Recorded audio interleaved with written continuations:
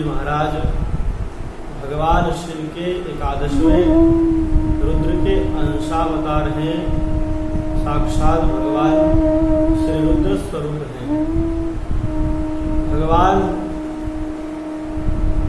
श्री राम जी के परमोपासक परम भक्त एवं भगवान के नित्य सेवा में रहने वाले नित्य सेवक। हनुमान जी महाराज को श्राप मिला था कि तुम आप अपनी शक्ति भूल जाओगे और जब कोई आपको अपनी शक्ति याद दिलाएगा तभी आपको अपनी शक्ति स्मरण आएगी। महाराज हनुमान जी महाराज उस श्राप से पहले जैसे कि भगवान सूर्य देव ने उनको वरदान दिया था कि मैं आपको शास्त्र अध्ययन करवाऊंगा। हनुमान जी महाराज शास्त्र अध्ययन करने के लिए भगवान सूर्यदेव के पास जाते हैं। ऐसे तो हनुमान जी महाराज ज्ञानी नाम अग्रगण्यम परम ज्ञानी है, उनको ज्ञान से कोई विशेष लगाव नहीं, किंतु एक संसार में आने का कर्तव्य है। संसार में आने के बाद जो नियम है उस नियम के अनुसार भगवान भी जब धराधाम पर आते हैं तो वह गुरुदेव के पास पढ़ने के लिए जाते हैं गुरुकुल में। उसी प्रकार से श्री हनुमान जी महाराज भी सूर्य भगवान को अपना गुरुदेव बनाए और सूर्यदेव के पास श्री हनुमान जी महाराज ने सूर्यदेव से कहा कि आप हमें विद्या अध्ययन करवाइए। भगवान सूर्यदेव ने कहा कि हनुमान हमारी गति अत्यंत तीव्र है। एक मुहूर्त में भगवान सूर्यदेव 34,08,000 योजन की गति से चलते हैं। कहा कि तुम कैसे पढ़ पाओगे हमसे? हनुमान जी महाराज ने कहा कि आप केवल अध्ययन कराएं, मैं अवश्य पढ़ूंगा। हनुमान जी महाराज अपनी शक्ति के द्वारा भगवान सूर्य के आगे आगे सन्मुख होकर के चलने लग गए और भगवान सूर्य के सामने उन्होंने समस्त विद्याओं का अध्ययन किया। इस प्रकार उनकी शिक्षा दीक्षा हुई। भगवान के पास भगवान के आदेशानुसार जब श्री हनुमान जी किष्किंधा में आए तो सुग्रीव जी के मंत्री रहे। सुग्रीव जी की सेवा में श्री हनुमान जी महाराज रहे और जब भगवान को वनवास मिला, भगवान 14 वर्ष के लिए वनवास वन में आए तो किष्किंधा में आने से पहले सर्वप्रथम श्री हनुमान जी मिले। तो हनुमान जी महाराज मिले तो हनुमान जी ने उनसे पूछा को तुम श्यामल गौर शरीरा। कहा कि आप कौन हैं? यद्यपि हनुमान जी पहचानते हैं लेकिन फिर भी भगवान से उनका परिचय पूछा, क्योंकि अपनी शक्ति का विस्मरण हो चुका है हनुमान जी को। लेकिन जब भगवान ने परिचय बताया तो हनुमान जी प्रभु पहचान गयो पुनि चरना, भगवान के श्री चरणों में प्रणाम किया और उसके बाद से भगवान के साथ छाया के तरह श्री हनुमान जी महाराज रहने लगे। एक भी क्षण भगवान को छोड़ करके हनुमान जी नहीं जाते और यदि कार्य से जाते भी तो कार्य करके तत्काल पुनः भगवान के सम्मुख आ जाते थे। तो हनुमान जी महाराज का श्री राम जी के चरित्र में बहुत महत्व है। हनुमान जी महाराज संपूर्ण युद्ध में भगवान का साथ दिए हैं। किष्किंधा में महाराज सुग्रीव की मित्रता कराई है भगवान से, सुग्रीव जी के दुख को दूर कराया है श्री हनुमान जी ने। तुम उपकार सुग्रीव कीन्हा, श्री हनुमान जी महाराज ने सुग्रीव जी महाराज के ऊपर उपकार करके राम मिलाई। भगवान श्री रामचंद्र जी से उनको मिलवा दिया और राजपद दीन्हा, राज्य पद प्रदान करवाया बाली को मार करके। तो श्री हनुमान जी महाराज की कृपा से श्री सुग्रीव जी ने भी राज्य प्राप्त किया और विभीषण जी ने भी प्राप्त किया। यहाँ हनुमान जी की कृपा, हनुमान जी महाराज सप्त चिरजीवी में एक चिरजीवी है। अश्वत्थामा बलिर्व्यासो हनुमास विभीषणा कृपा परशुराम सप्तते चिरजीविना। यह 7 जो चिरजीवी है, चिरंजीव हैं, जो सर्वदा जीने वाले हैं, वह उनमें से एक हनुमान जी महाराज हैं। तो हनुमान जी महाराज जब भगवान माता जानकी का अन्वेषण कर रहे थे, अन्वेषण के पूर्व सभी वानर भालुओं को भगवान ने बुलाया है। जथा जोग मिले सबही कृपाला, भगवान सबसे मिले हैं। सभी वानर जातियों को प्रसन्नता हुई कि भगवान हमसे मिले, मतलब खास हमसे मिले हैं भगवान। आजकल हमसे अगर कोई बड़े अधिकारी भी मिल लेते हैं तो हम बड़े प्रसन्न हो जाते हैं, अरे वो तो बहुत महत्व का व्यक्ति है, वह हमारे से मिले। लेकिन जिनको साक्षात भगवान मिले हो उनका क्या कहना। सभी वानर भालू प्रसन्न हो गए। तो श्री हनुमान जी महाराज को भगवान ने पास में बुलाया और सबको, किसी को पूर्व दिशा में भेजा, किसी को पश्चिम दिशा में भेजा, किसी को उत्तर दिशा में भेजा, लेकिन हनुमान जी को और अंगद आदि, जामवंत आदि जो वानर भालू थे उनको दक्षिण दिशा में भेजा, क्योंकि दक्षिण दिशा में ही लंकापुरी थी।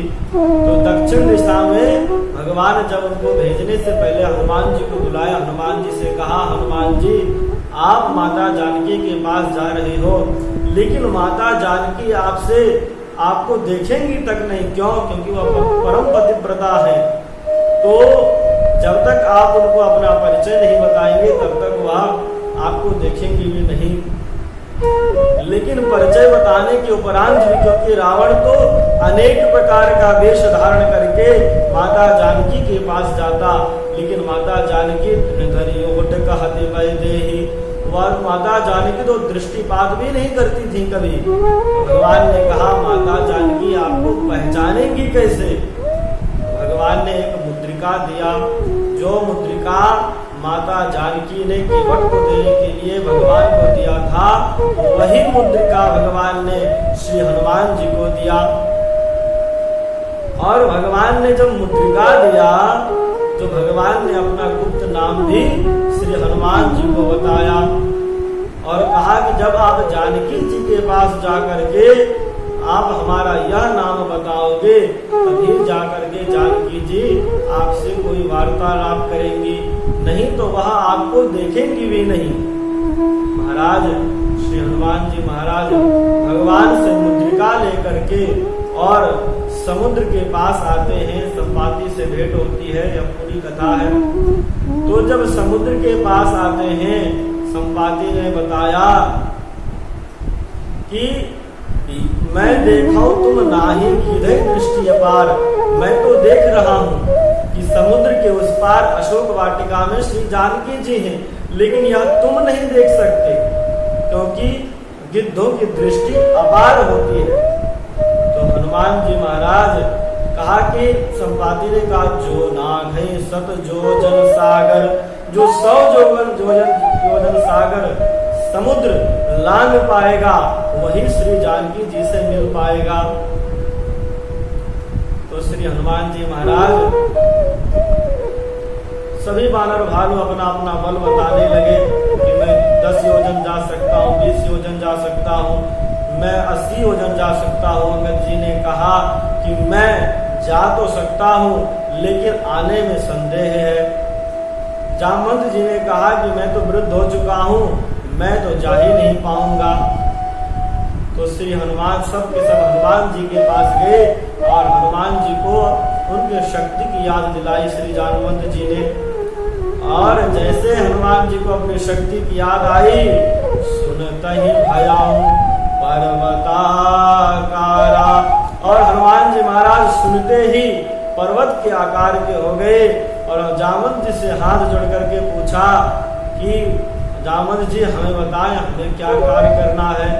जामवंत जी ने कहा इतने ही कार्य हो तात तुम जाई, हे तात तुम इतना ही कार्य करना, बस सीता जी का सुधि लेकर के तुम चले आना। तो इतना जामवंत जी ने कहा। तो हनुमान जी महाराज ने उनको नमस्कार नमस्कार किया और नमस्कार करने के उपरांत भगवान श्री राम का नाम लिया और 100 योजन समुद्र के रास्ते से गए हैं तो बीच में 3 बार अवरोध आया है उनको। पहला मैनाक पर्वत, दूसरा सुरसा और तीसरा लंकिनी, बीच में छाया भी है दैत्या। तो 3 यहाँ आया, लेकिन इन सब अवरोधों को पार करने के उपरांत श्री हनुमान जी महाराज लंका में पहुंचते हैं। लंका में जैसे प्रवेश किए हैं देखा है कि कहूँ महिष मानुष धेनु खरखल अज निशाचर भक्ष। निशाचर जो है वह कहीं भैंस, कहीं गाय बकरी और तमाम तरीके का गधा जो भी मिलते हैं उनको चाइना वालों की तरह सब के सब खाते जाते हैं और इस महा भयानक बीमारी को उत्पन्न कर दिया चाइना वालों ने। लेकिन श्री हनुमान जी महाराज